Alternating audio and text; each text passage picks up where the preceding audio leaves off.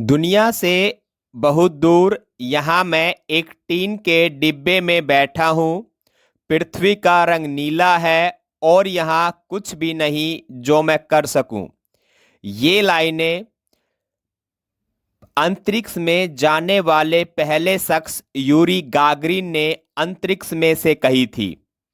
जब Yuri Gagarin अंतरिक्ष में स्पेसक्राफ्ट में बैठे हुए थे तब उन्होंने ये लाइनें कही थी। यूरी गागरिन ऐसे यान में थे जिनके कंट्रोल में कुछ भी नहीं था। कंट्रोल रूम से ही सब कुछ कंट्रोल किया जा रहा था। वो जिस स्पेस क्राफ्ट में बैठे थे वहां एक कैप्सूल विंडो थी, मतलब छोटी सी विंडो थी जिसमें से पृथ्वी बहुत सुंदर दिखाई दे रही थी। पृथ्वी पर बादलों का दृश्य और भी सुंदर दिखाई दे रहा था। यूरी गागरिन 12 नवंबर 1961 को अंतरिक्ष में जाने वाले पहले शख्स बने थे। यह अंतरिक्ष की लड़ाई में अमेरिका पर सोवियत संघ की जीत थी। उनकी सकुशल वापसी ने तो इस जीत के 4 चांद भी लगा दिए थे। इतिहास बनाने के लिए गागरिन ने अदम्य साहस दिखाया और बहुत सी चुनौतियों को स्वीकार किया। उन्हें अंतरिक्ष में भेजा जा रहा है, यह बात रूस के बहुत कम लोगों को पता थी। इसके अलावा पूरी दुनिया में ये बात बहुत ही सीक्रेट रखी गई थी।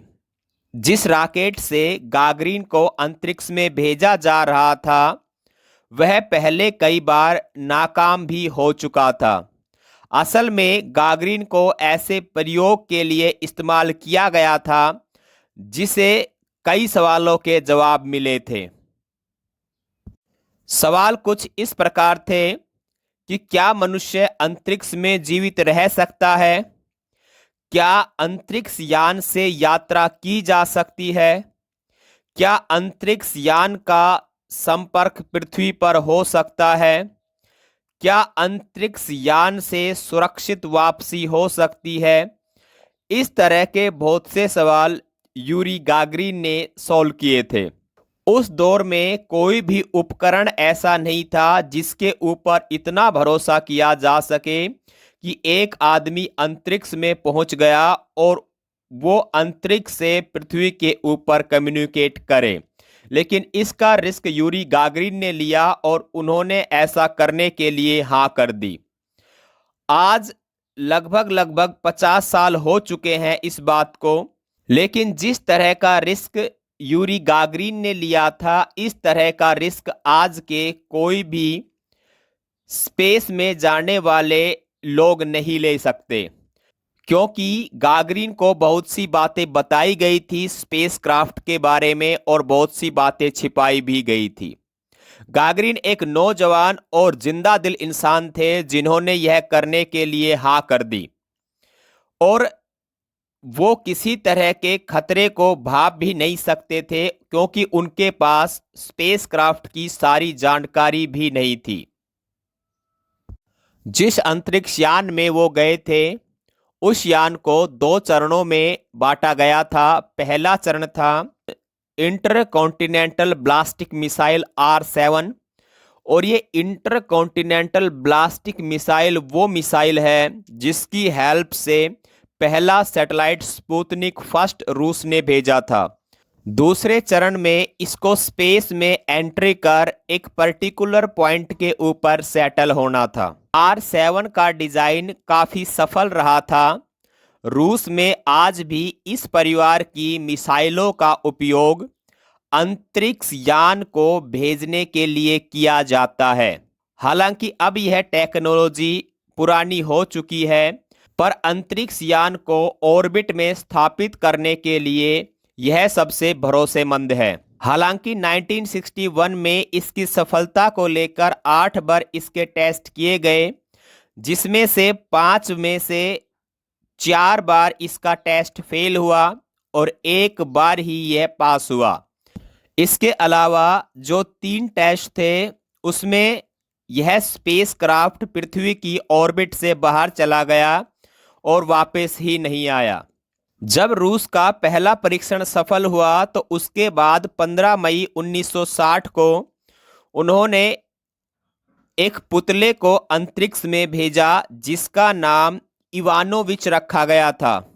लेकिन इवान इवानोविच पृथ्वी की ऑर्बिट से बाहर चला गया और उसके वापस आने की कोई खबर नहीं मिली। 19 अगस्त 1960 को बेलका और सैट्रेल्का नाम के दो कुत्तों को अंतरिक्ष में भेजा गया था जिनकी सकुशल वापसी हुई। 1960 में दोबारा से परीक्षण करने के लिए दो और कुत्ते जिनका नाम मुश्का और पेचेल्का था उनको बिठाकर भेजा गया, लेकिन वापसी के दौरान वो अपना रास्ता भटक गए और सोवियत संघ की सीमा से बाहर जाने लगे। ऐसे में पूरे यान को नष्ट करना पड़ा ताकि सोवियत तकनीक किसी दूसरे देश के पास न चली जाए। 12 अप्रैल 1961 की यूरी गागरिन की अंतरिक्ष उड़ान से पहले रॉकेट पूरी तरह ठीक था।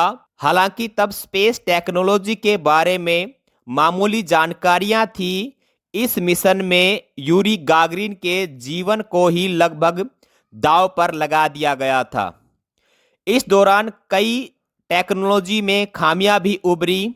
गागरिन जिस स्पेसक्राफ्ट में बैठे थे उनमें एक ऐसा ब्रेक लगाया था कि यदि ज़्यादा ऊंचाई के ऊपर स्पेसक्राफ्ट जाए तो ब्रेक लगाकर उसको नीचे लैंड करवाया जा सके। और यह सबसे मेन काम था क्योंकि यदि स्पेसक्राफ्ट ज़्यादा ऊंचाई पर जाता है और उसके बाद दोबारा नीचे आएगा तो उसमें टाइम ज़्यादा लगेगा और उस स्पेसक्राफ्ट में केवल 1 सप्ताह की ऑक्सीजन, भोजन और पानी मौजूद था। यदि ज़्यादा ऊंचाई पर जाता और फिर वापस आता तो 7 दिन से ज़्यादा का समय लग जाता और यूरी गागरिन की वहां पर मौत हो सकती थी। लेकिन उस दौरान उन ब्रेक ने काम किया और गागरिन ने एक सफलतापूर्वक लैंडिंग वहां पर कर दी। जब गागरिन वापस आने लगे तो वापस आते टाइम स्पेसक्राफ्ट का टेम्परेचर बहुत ज़्यादा बढ़ गया क्योंकि स्पेसक्राफ्ट के जो पार्ट अलग होने थे वो पार्ट टेक्नोलॉजिकल इश्यूज की वजह से अलग नहीं हो पाए।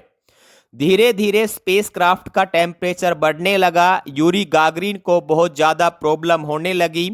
जैसे जैसे टेम्परेचर बढ़ने लगा था वैसे वैसे बॉडी स्पेसक्राफ्ट में जलने लगी थी और जब स्पेसक्राफ्ट अर्थ के नज़दीक आ गया तो मजबूरन यूरी गागरिन को स्पेसक्राफ्ट छोड़ना पड़ा और उन्होंने इमरजेंसी लैंडिंग पैराशूट के थ्रू की। जब उन्होंने इमरजेंसी लैंडिंग की तो वोल्गा नदी के किनारे उन्होंने लैंडिंग की और यदि कोई आदमी स्पेस में जाता है तो उसको वापस उसी स्पेस टल में आना होता है, तभी यह वर्ल्ड रिकॉर्ड बनता है। लेकिन यूरी गागरिन पहले ही जंप लगा गए थे पैराशूट की हेल्प से और वो सफलतापूर्वक अर्थ के ऊपर लैंडिंग नहीं कर पाए। लेकिन यह बात रूस ने सभी से छुपाई और सफलतापूर्वक लैंडिंग पूरी दुनिया के सामने यूरी गागरिन की दिखा दी। जब यूरी गागरिन स्पेसक्राफ्ट से नीचे आ रहे थे और इमरजेंसी लैंडिंग के दौरान पैराशूट का यूज किया और नीचे उतरे, उसके बाद यूरी गागरिन पूरी दुनिया के लिए एक मिसाल बन गए। किसान माता पिता के बेटे यूरी गागरिन अब अंतरिक्ष में गए तो कोई नहीं जानता था, लेकिन जब वे लौटे तो दुनिया भर में मशहूर हो गए। वे रूस के राष्ट्रीय हीरो बन गए। दुनिया के लिए भी वो किसी हस्ती से कम नहीं थे। लौटने के बाद उन्होंने सोवियत संघ का नाम बढ़ाने के लिए Czechoslovakia, Bulgaria, Finland, Britain, Iceland, Cuba, Brazil, Hungary, Canada और भारत जैसे देशों में यात्राएं की। यूरी गागरिन की बेटी एलेन गागरिन बताती है कि हमारा जीवन हमेशा के लिए बदल सा गया था। यूरी गागरिन ने फिर से अंतरिक्ष में जाने की इच्छा जताई, लेकिन रूसी गवर्नमेंट ने उनको दोबारा अंतरिक्ष में भेजने से इनकार कर दिया क्योंकि वो उस समय रूस के हीरो बन चुके थे। फरवरी 1968 में वो ग्रेजुएट हुए और मार्च 1968 में MiG-15 के टेस्ट फ्लाइट के दौरान उनका विमान क्रैश हो गया और 34 साल की उम्र में उनकी मौत हो गई। इस तरह पूरी दुनिया से स्पेसमैन कहलाने वाले यूरी गागरिन दुनिया को अलविदा कह गए।